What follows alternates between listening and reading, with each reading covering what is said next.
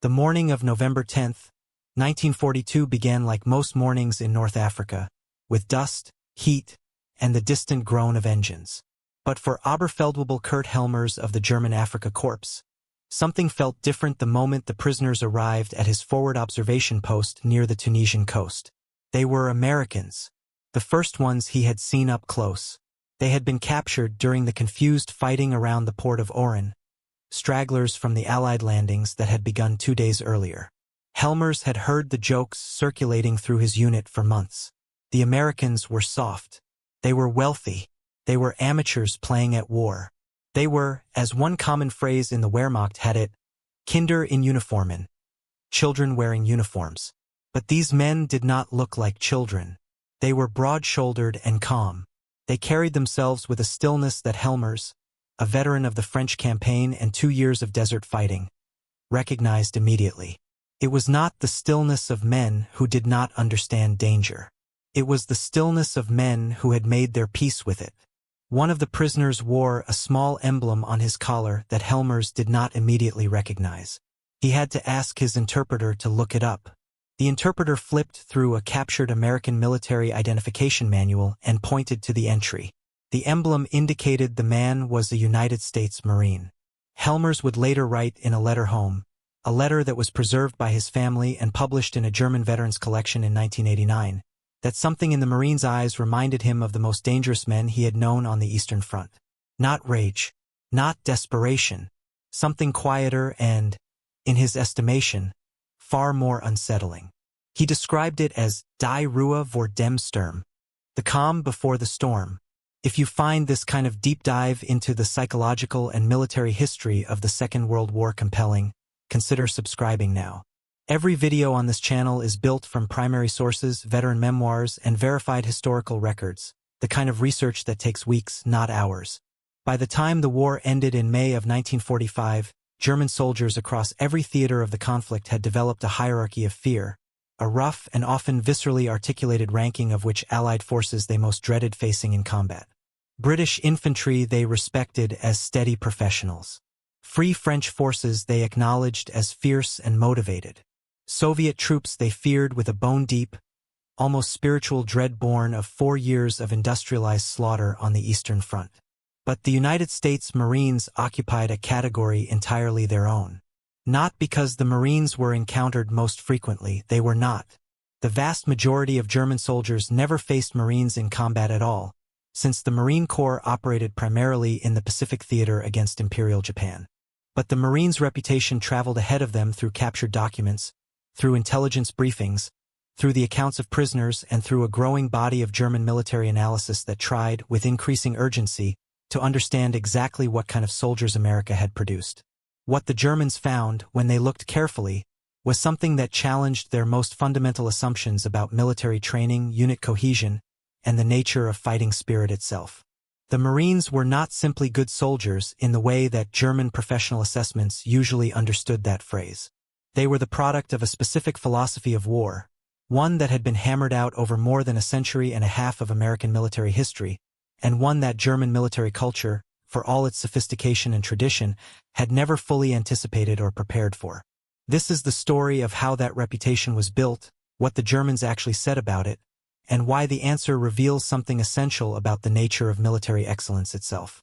To understand why the Germans came to view the United States Marines with a particular and distinctive form of professional dread, it is necessary first to understand what the German military tradition expected from elite troops, and what it assumed about American soldiers more generally. The German Wehrmacht of the Second World War was the institutional heir of the Prussian military tradition, arguably the most analytically rigorous and professionally demanding military culture that the Western world had ever produced. Prussian officers studied war scientifically. They dissected battles with the cold precision of surgeons examining cadavers. They built the first genuine military staff system, formalized strategic education through the Kriegsakademie, and developed the doctrine of Auftragstaktik, mission-oriented tactics, that gave junior commanders the authority and responsibility to make decisions independently without waiting for orders from above. This tradition produced a military that was, man for man and unit for unit, extraordinarily effective. The German army's performance in the Second World War, even accounting for the catastrophic strategic decisions made by Hitler that negated much of its tactical excellence, was remarkable by any objective historical measure. German units consistently inflicted disproportionate casualties on their opponents. In the early years of the war, they did so against enemies who outnumbered them significantly. Even in the war's desperate final years, when fuel shortages crippled armored units and Allied air supremacy made daylight movement suicidal, German tactical performance remained impressive enough to disturb Allied planners. But the German military tradition also carried within it certain assumptions about the nature of fighting quality that would prove, on close examination, to be subtly wrong, or at least incomplete. The Prussian tradition assumed that military excellence was primarily a function of institutional discipline combined with professional education. Good soldiers, in the German understanding, were created by rigorous training within a structured military hierarchy that drew on deep national traditions of martial service. This model worked superbly for Germany. It had produced the soldiers who crushed France in 6 weeks in 1940, and who came breathtakingly close to destroying the Soviet Union in the first 6 months of Barbarossa. But it created a corresponding blind spot. German military analysts tended to underestimate the potential of armies from nations without Prussia's specific martial tradition, particularly democratic nations where the military competed with civilian life for the allegiance of young men. The United States was, in this German assessment, almost the worst possible case. America was a nation that had deliberately kept its peacetime military small, that celebrated civilian virtues over martial ones, that had not fought a major land war in Europe since the chaos and mutual carnage of the First World War. The American soldiers who landed in North Africa in November of 1942, Operation Torch, initially seemed to confirm every German assumption. At the Battle of Kasserine Pass in February of 1943, German forces under Field Marshal Erwin Rommel and General Hans-Jürgen von Arnim delivered the American II Corps a shocking and humiliating defeat.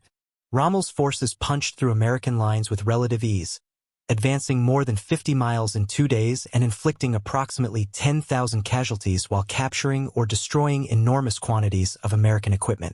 German after-action reports described American tactical performance at Kasserine with barely concealed contempt. Coordination between American infantry, armor, and artillery was poor. Unit commanders made elementary errors. Soldiers in some units broke and ran. German intelligence assessments written in the weeks after Kasserine concluded, with what turned out to be catastrophically mistaken confidence, that American fighting quality was mediocre at best and would not improve significantly. The German analysts were correct about one thing. The American army as a whole had serious problems in the early months of combat. What they failed to account for was the capacity for institutional learning, rapid adaptation, and the existence, within the broader American military structure, of a corps of fighting men who operated by an entirely different standard. Those men were the United States Marines. And they had been fighting a very different war in a very different ocean for more than a year already. The United States Marine Corps that entered the Second World War had been shaped by more than 160 years of institutional memory, but its modern identity, the specific combination of qualities that would earn German professional respect, had been forged in a particular crucible that most outside observers knew little about. Between 1915 and 1934, the Marine Corps had been engaged in a series of small but intensely demanding counterinsurgency campaigns across Central America and the Caribbean, Haiti, Nicaragua, the Dominican Republic, and elsewhere. These were not the wars that made headlines. They were grinding, ambiguous conflicts fought in jungles and mountains against irregular forces, with minimal logistical support and no clearly defined front lines. The lessons these campaigns taught were harsh and unglamorous. They taught Marine officers to operate with minimal supervision and maximum initiative, in environments where higher headquarters was days or weeks away, and every decision carried immediate life or death consequences. They developed an institutional culture that emphasized adaptability, aggression, and the willingness to make decisions under uncertainty, qualities that the rigid hierarchy of conventional European armies often inadvertently trained out of their officers. The Small Wars Manual, formally published by the Marine Corps in 1940, codified this hard-won knowledge in systematic form. It was a document unlike anything in the German or Soviet military libraries, a frank, analytical, and practically oriented guide to the messy realities of unconventional warfare that acknowledged complexity rather than trying to reduce it to simple formulas. But it was an older and more specific tradition that defined what the Marines believed about themselves and their purpose on the conventional battlefield. The Battle of Belleau Wood in June of 1918 remained, in 1942, still vivid in Marine institutional memory. There, in the forests of northeastern France, Marines of the 4th Brigade had attacked prepared German positions with a ferocity and persistence that astonished their opponents. The German soldiers who faced the Marines at Belleau Wood filed intelligence reports that used language rarely appearing in German military assessments of Allied forces. They called the Marines Teufelshunde, devil dogs. The phrase has been debated by historians. Some question whether the exact term appeared in official German documents or originated in American press reporting of the time. What is not disputed is that German after-action reports from Belleau Wood express genuine surprise at the quality and aggression of the American Marines they encountered, specifically distinguishing them from the regular Army units fighting alongside them. The Marines carried Belleau Wood with them into the Second World War not as nostalgia but as institutional identity. Every Marine who enlisted knew the story. Every drill instructor at Parris Island, the South Carolina training depot established in 1915 that became the primary East Coast training facility for enlisted Marines, used it as a teaching example. The point was not to inspire pride, though it did that. The point was to establish a standard. The Corps had done this before. The Corps would do it again. The question was whether you were capable of living up to what the men before you had done. This institutional weight shaped Marine training in ways that had no real equivalent in other American military branches. Parris Island and its West Coast counterpart at Marine Corps Recruit Depot San Diego were not simply training facilities. They were, by deliberate institutional design, transformative experiences intended to break down civilian identity and replace it with something specific and durable. The attrition rate in Marine recruit training was significantly higher than in Army basic training. The physical demands were more extreme. The psychological pressure was more sustained and systematic. The Corps openly and unashamedly sought to produce men who were not merely fit and disciplined, but who had been tested at the edges of their endurance and had not broken. The working assumption, never stated quite so bluntly in official documents but pervasive in the culture, was that a man who had survived Parris Island had demonstrated something about himself that could not be faked and could not be taken away. German military analysts who studied captured American personnel files and conducted prisoner interrogations began to notice a pattern in 1942 and 43. Marines tended to respond to interrogation differently than Army prisoners. They were not necessarily more resistant to providing information. The Geneva Convention established clear rules about what prisoners could be required to disclose. But their demeanor under questioning was different. They were, in the assessment of one German intelligence officer whose report survives in the German Federal Military Archives at Freiburg, merkwürdig ruhig, peculiarly calm. The Pacific War that the Marines were actually fighting while German analysts watched from a distance was, in its physical demands, arguably the most brutal sustained combat experience of the entire Second World War, including the Eastern Front. This requires some explanation, because the statement may seem surprising given the scale of killing on the Soviet-German front. The Eastern Front consumed more lives in absolute numbers. But the individual physical experience of combat in the Pacific theater imposed a particular combination of stresses that had no real parallel anywhere else. The island campaigns that began with Guadalcanal in August of 1942 and continued through Tarawa in 1943, the Marshalls in early 1944, Peleliu in September of 1944, Iwo Jima in February of 1945, and Okinawa in April of 1945, shared certain defining characteristics. The fighting was conducted in environments of extreme heat, humidity, and tropical disease.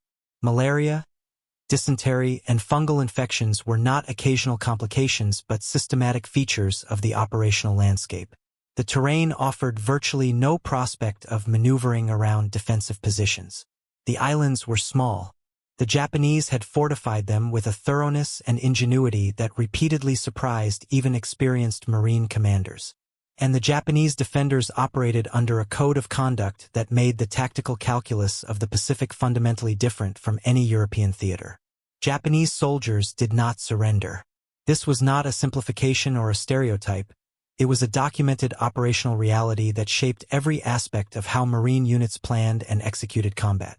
At Tarawa in November of 1943, of the approximately 4,800 Japanese defenders on Bidio Island, 17 were taken prisoner. The rest died. At Iwo Jima, of an estimated 21,000 Japanese defenders, 216 were captured. At Okinawa, approximately 7,000 Japanese soldiers surrendered, a number that represented unprecedented mass surrender by Japanese standards, and still amounted to fewer than 10% of the total garrison. The practical consequence of this operational reality was that Marine units in the Pacific could not accept the surrender of a position. They had to physically clear every bunker, every tunnel, every fortified cave. Not because their commanders were callous toward casualties, but because leaving any position uncleared meant leaving live combatants at your rear who would emerge and attack when the opportunity presented itself. The fighting was intimate in a way that artillery and air power could reduce but never eliminate. German intelligence officers who analyzed the Pacific campaigns from captured documents, Allied press reports, and the debriefings of Japanese liaison officers all noted the same fundamental characteristic of Marine combat performance: consistency. What distinguished the Marines from the assessment of German analysts was not individual heroism. German units produced plenty of that. It was the corporate and institutional nature of their performance. Marine units maintained cohesion and offensive capability under conditions that German assessors calculated would have degraded most European units to the point of ineffectiveness. The Battle of Tarawa in November of 1943 became a specific focus of German military analysis. The 2nd Marine Division's assault on Bidio Island, a piece of land roughly 2 miles long and 800 yards wide, resulted in approximately 1,000 Marine dead and 2,000 wounded in 76 hours of fighting. The casualty rate, roughly 35% of the assault force, was staggering even by Eastern Front standards. What struck German analysts was not the casualties, but what happened after them. The Marines did not stop. They did not require significant reinforcement or replacement before continuing offensive operations. The units that had taken 35% casualties consolidated, reorganized, and remained operationally effective. A German staff assessment written in early 1944, a document later recovered from German military archives and translated by American military historians, noted with evident professional respect that the Americans had demonstrated ein bemerkenswert institutionell Widerstandsfähigkeit, a remarkable institutional resilience that was difficult to account for purely in terms of training or equipment. The assessment went further. It noted that the Marines appeared to possess what the German analyst called Angriffswillen, offensive spirit, as a collective and persistent institutional characteristic rather than as an occasional situational response.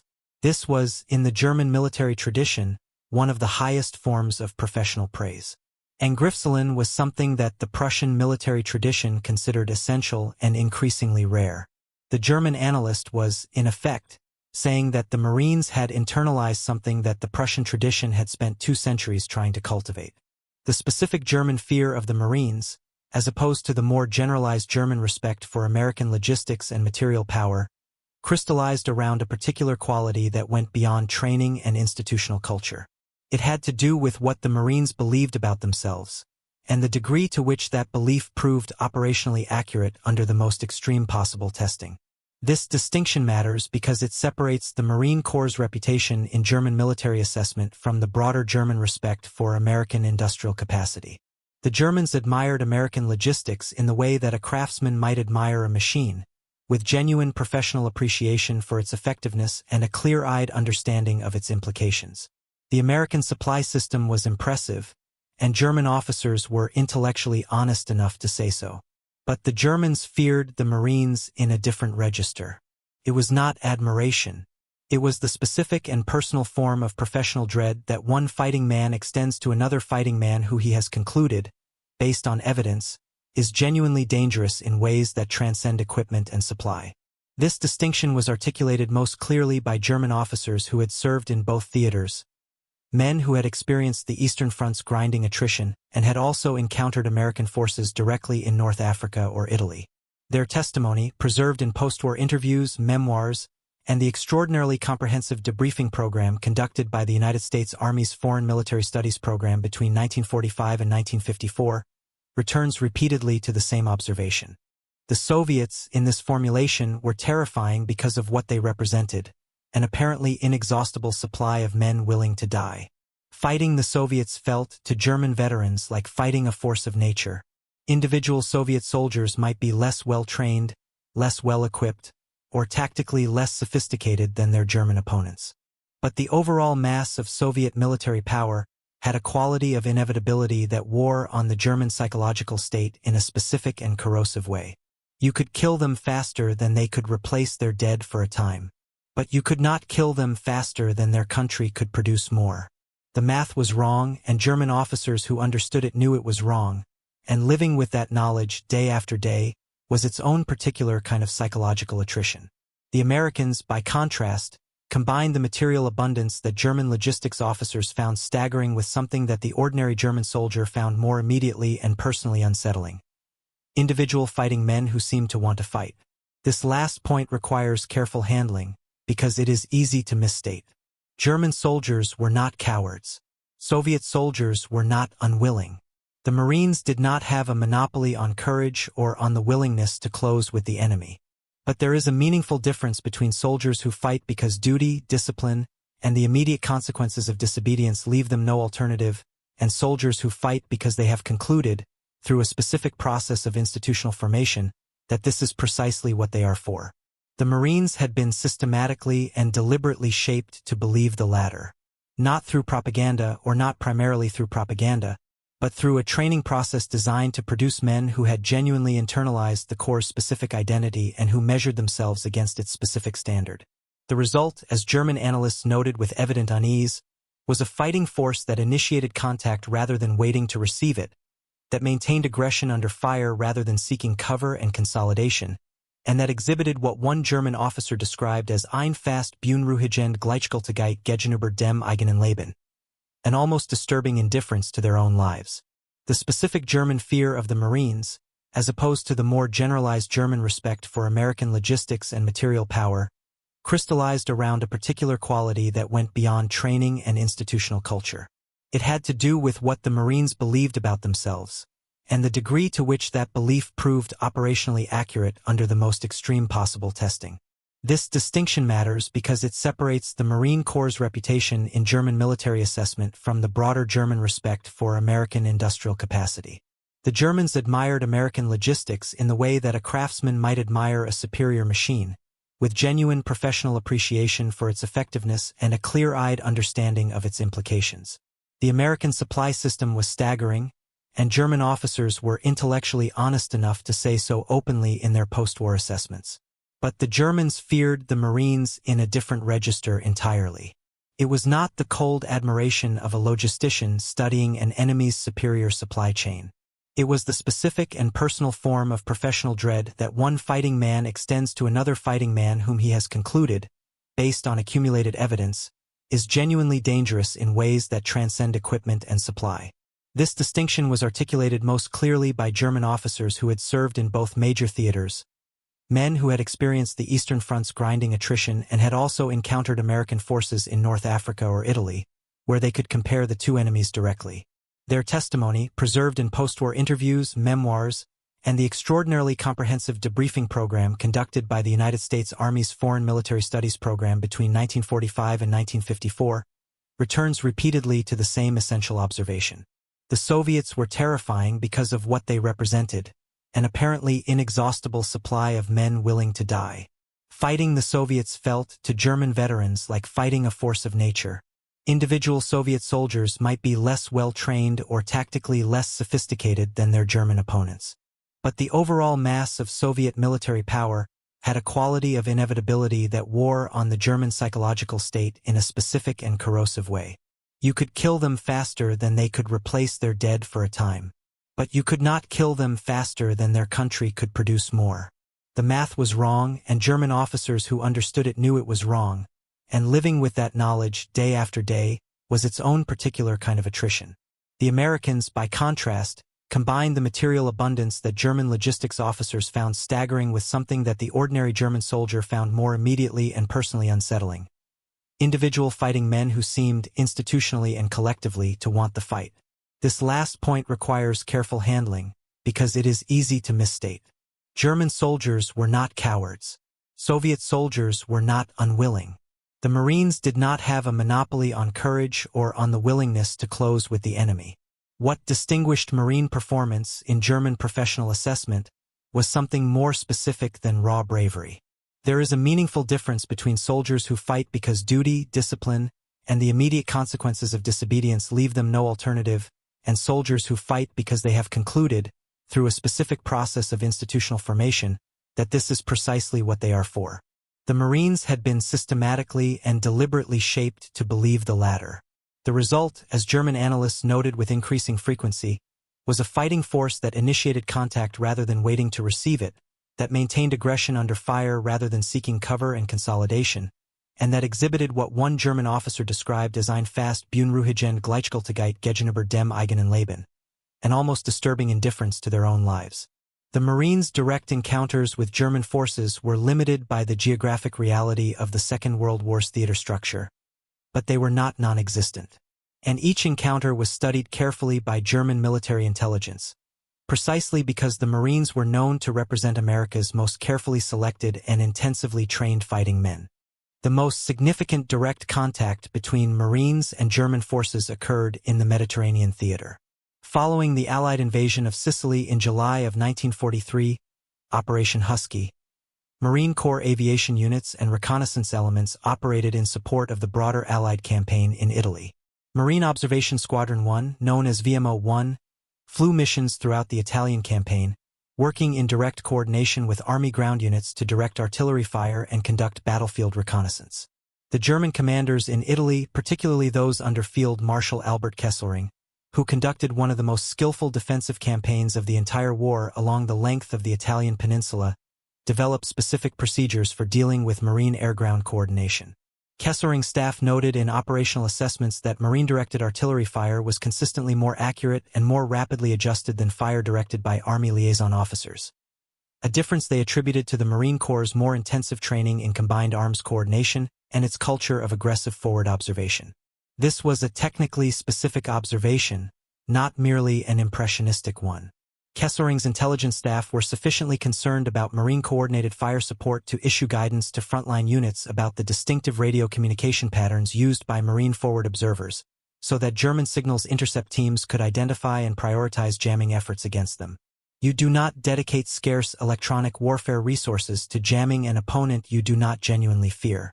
But it was the Marines' reputation flowing back from the Pacific that most profoundly shaped German professional assessment. The Foreign Armies West Intelligence Section of the German Army's High Command, the Fremdheer West, had by 1943 established a dedicated analytical working group to assess Allied order of battle and unit quality. This group produced regular assessments rating Allied divisions on a scale of combat effectiveness. When American Marine divisions were included in Allied order of battle assessments, which happened with increasing frequency as American planners began in 1944, to consider the use of Marine units in European contingency planning, they were consistently rated in the highest category of combat effectiveness. The German assessment was not based on direct engagement in most cases, but on the systematic accumulation of intelligence from the Pacific theater, including analysis of Japanese military reports, captured American training documents, and the debriefings of German naval personnel who had access to Japanese accounts of combat against Marines. The Fremdheer West assessment of 1944, portions of which were recovered after the war and translated by American intelligence, described Marine divisions as elite formation in Air's 10 ranges, elite formations of the first rank, and specifically noted that their assault capability was considered to exceed that of any German Panzergrenadier division then in service. The Panzergrenadiers, motorized infantry divisions equipped with armored half-tracks and designed to fight in close coordination with tank formations, were considered the Wehrmacht's best conventional infantry. Comparing Marine divisions favorably to them was, in the context of German military culture, an extraordinary acknowledgement. The battle that most crystallized German professional understanding of what the Marines represented, and that generated the most sustained German military analysis of any Pacific engagement, was the fighting on Iwo Jima between February and March of 1945. Iwo Jima is a volcanic island in the western Pacific, roughly 8 square miles in total area, dominated by the 650-foot volcanic cone of Mount Suribachi at its southern tip. Its strategic value was simple and absolute. It lay almost exactly halfway between the American bomber bases in the Marianas and the Japanese home islands, and it contained 2 operational airfields with a third under construction. American B-29 Superfortress bombers flying the long round trip to Japan were losing aircraft to Japanese fighters based on Iwo Jima. Possession of the island would eliminate that threat and provide an emergency landing strip for damaged bombers returning from Japan. The Japanese understood the island's importance with perfect clarity. General Tadamaki Kurabayashi, who commanded the island's defense, was one of Japan's most able and analytically sophisticated commanders. He had served as military attaché in Washington in the early 1930s and had studied American industrial and military capacity firsthand. He harbored no illusions about the ultimate outcome of the battle he had been ordered to fight. He wrote to his wife that he did not expect to return alive. His intention was not to win. He knew that was impossible, but to make the conquest of Iwo Jima so costly that American planners might reconsider the wisdom of a direct invasion of the Japanese home islands. Kurabayashi's defensive scheme was a masterpiece of military engineering applied to a specific operational problem. He abandoned the traditional Japanese defensive doctrine of meeting the enemy at the waterline and destroying the invasion force in the surf through a massive banzai counterattack. He had analyzed that doctrine and concluded it had failed repeatedly against American firepower.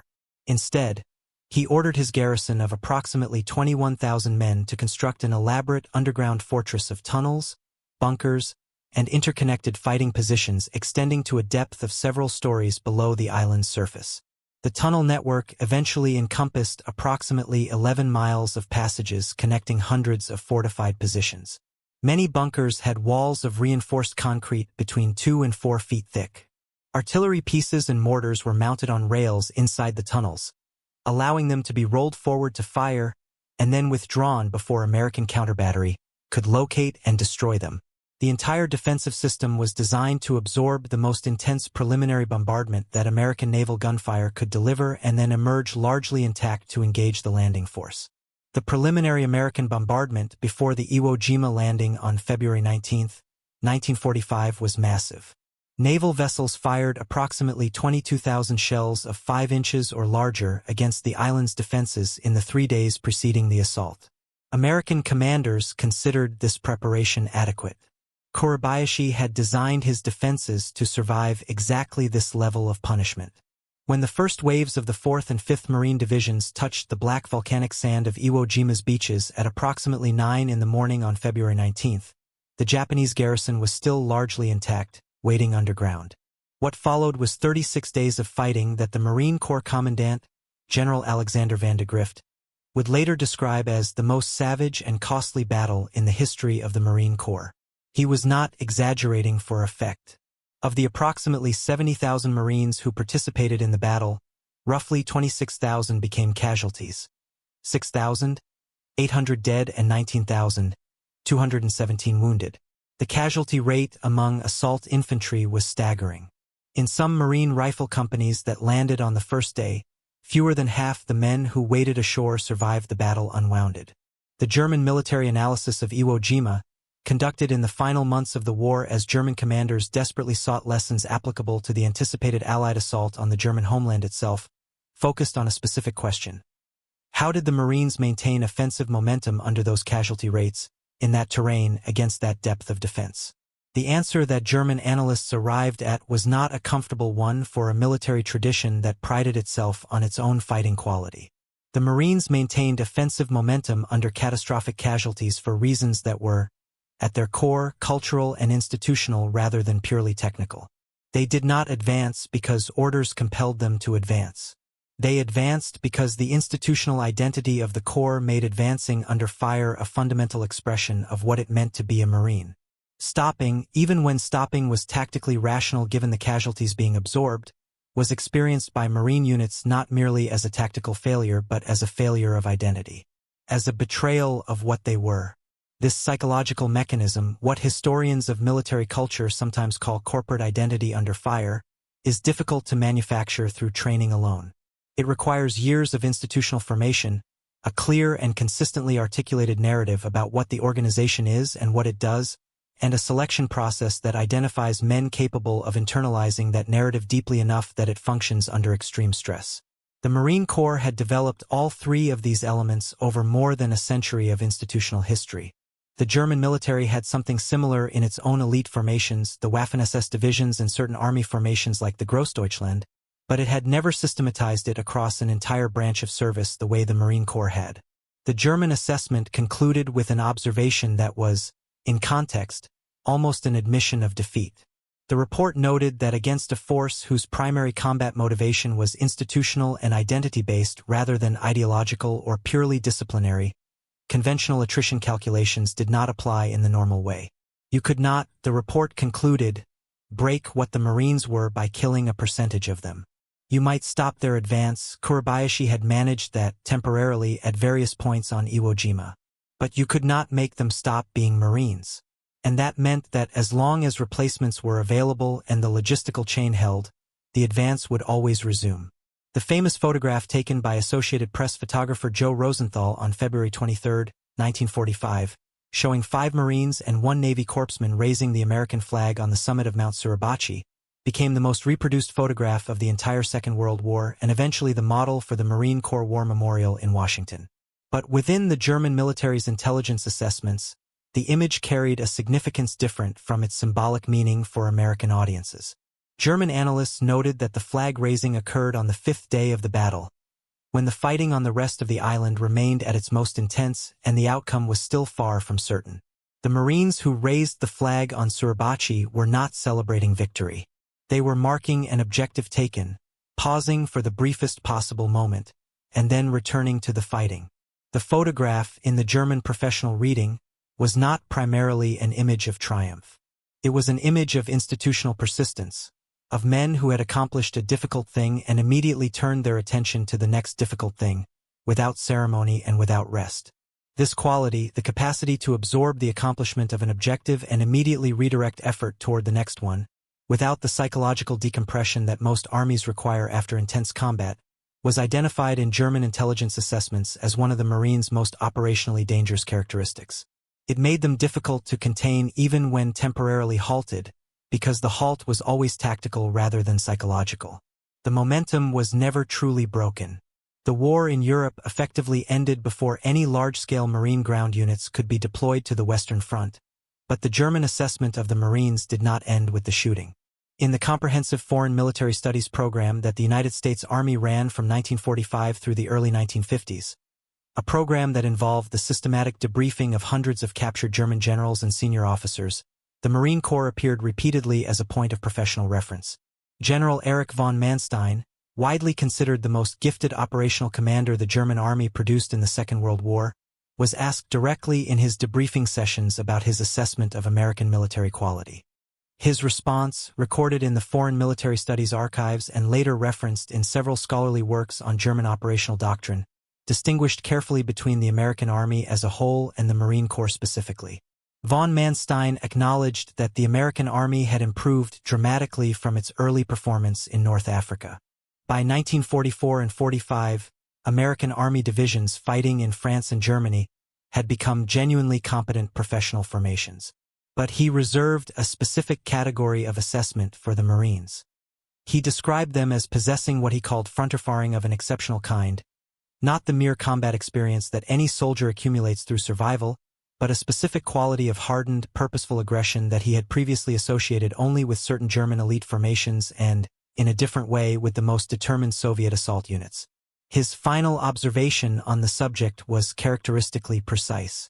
The German Army, von Manstein noted, had produced individual formations of exceptional quality through deliberate selection and intensive training. What the Marine Corps had done was more difficult. It had produced an entire branch of service in which that quality was the institutional norm rather than the exception. In his professional estimation, this was a more significant military achievement than anything the German Army had accomplished in the same domain.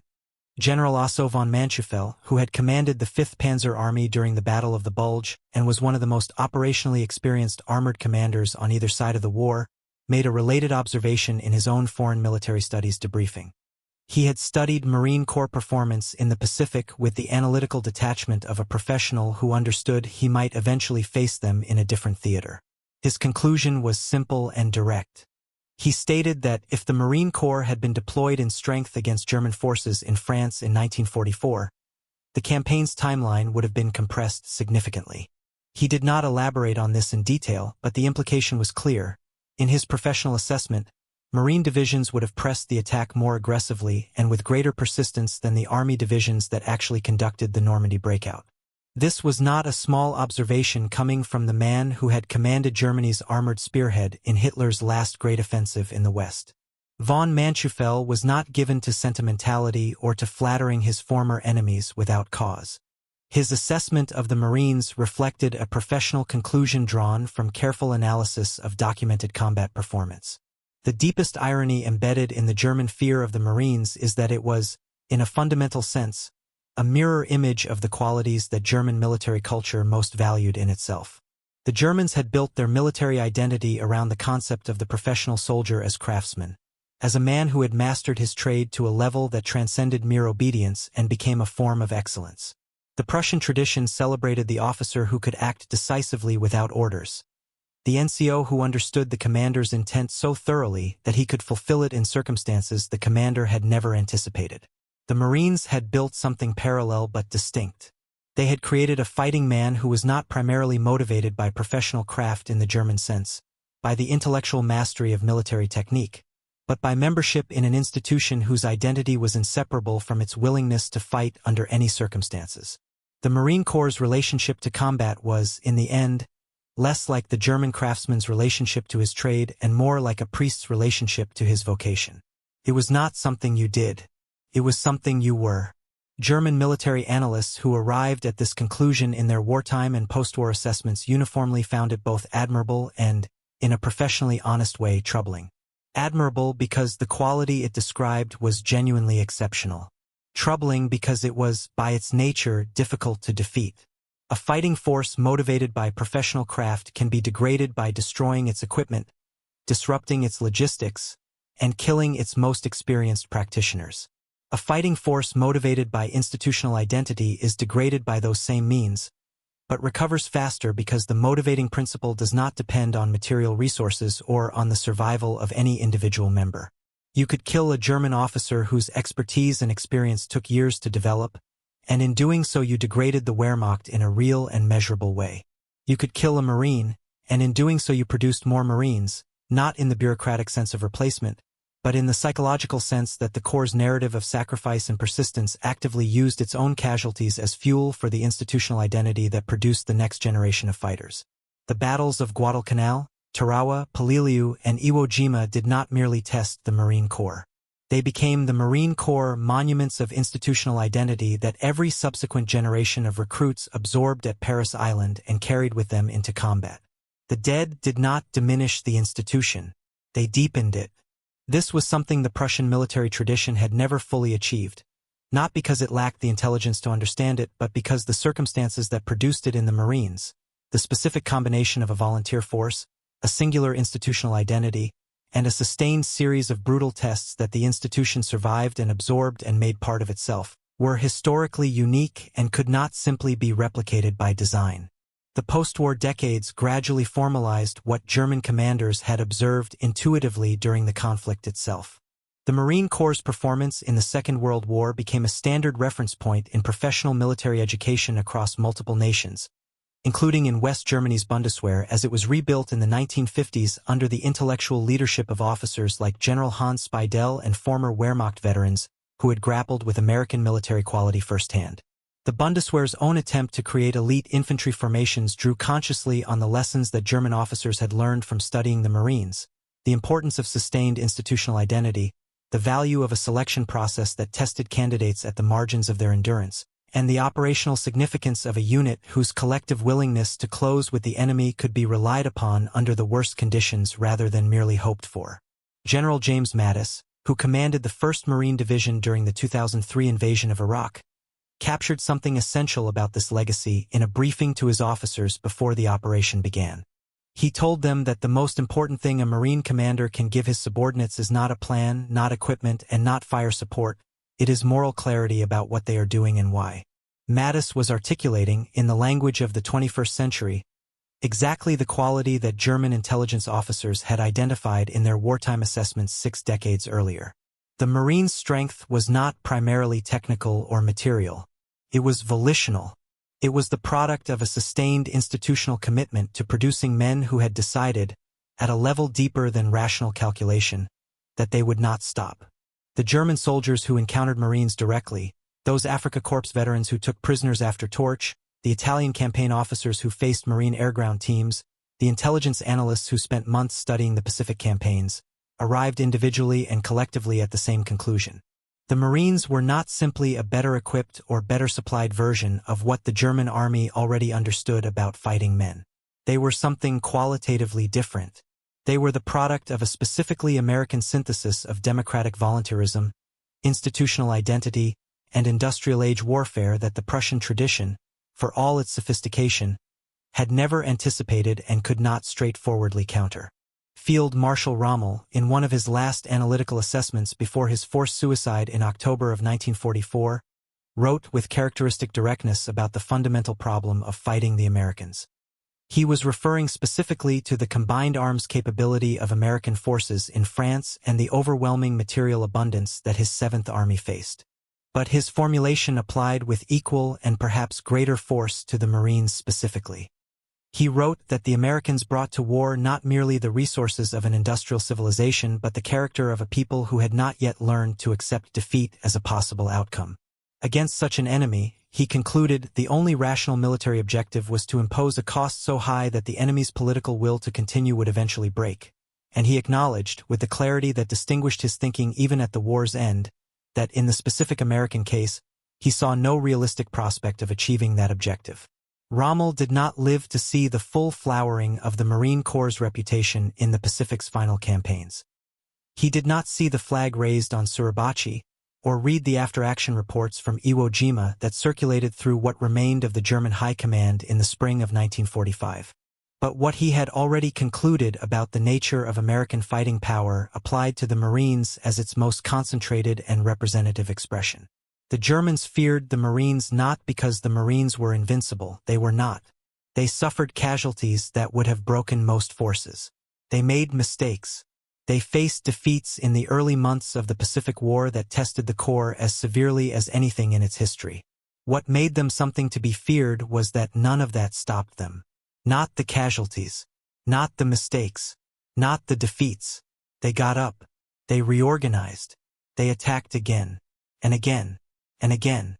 And the Germans, who had built the most analytically sophisticated military culture in the Western world's history, looked at that quality and recognized it for what it was. Something they could not solve with tactics or with superior weapons or with the careful operational genius that had served them so brilliantly in the war's early years. They could not solve it because it was not, in the end, a military problem. It was a human one.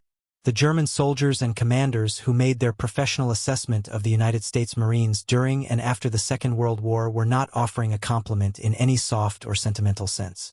They were hard men making a hard professional judgment about an adversary they had studied carefully and taken seriously. The conclusion they reached was unambiguous. The Marines were, in the specific domain of assault infantry operating under extreme conditions, the most reliably effective fighting force that any of them had ever encountered or professionally evaluated. That judgment carried within it the deepest possible form of military respect, the kind extended not to an enemy whose advantages are purely material, not to a force that wins because it has more resources or better weapons, but to a body of fighting men who have been shaped by their institution into something that transcends the normal calculation of military advantage. The Marines did not merely fight harder. They fought as though the fighting itself was the fullest expression of what they were. That is what Kurt Helmers had seen in the prisoner's eyes at his forward observation post in November of 1942. Not the rage of an ideologue or the desperate determination of a man with no alternative. The calm of a man who has made his peace with what he is. The quiet certainty of a man who knows, and has always known, exactly what he came here to do. That quality, cultivated through more than a century and a half of institutional history, tested in jungles and mountains and on volcanic islands in a distant ocean, and carried forward by generation after generation of men who chose it, is the answer to the question this story set out to explore. It is why the Germans feared the American Marines, and why, even now, that fear retains something of the quality of respect. If the story gave you a deeper understanding of what made the Marine Corps such a uniquely formidable fighting force, and why even the most analytically sophisticated military culture in the world recognized and acknowledged it, please subscribe and share this video. The history of human excellence under extreme pressure is worth understanding precisely, and this channel is committed to telling it honestly. The next time you hear someone reduce the Second World War to numbers and equipment, remember Kurt Helmers standing in the dust of North Africa, trying to find the words for what he saw in a prisoner's eyes. Sometimes the most important thing in war is the hardest to measure.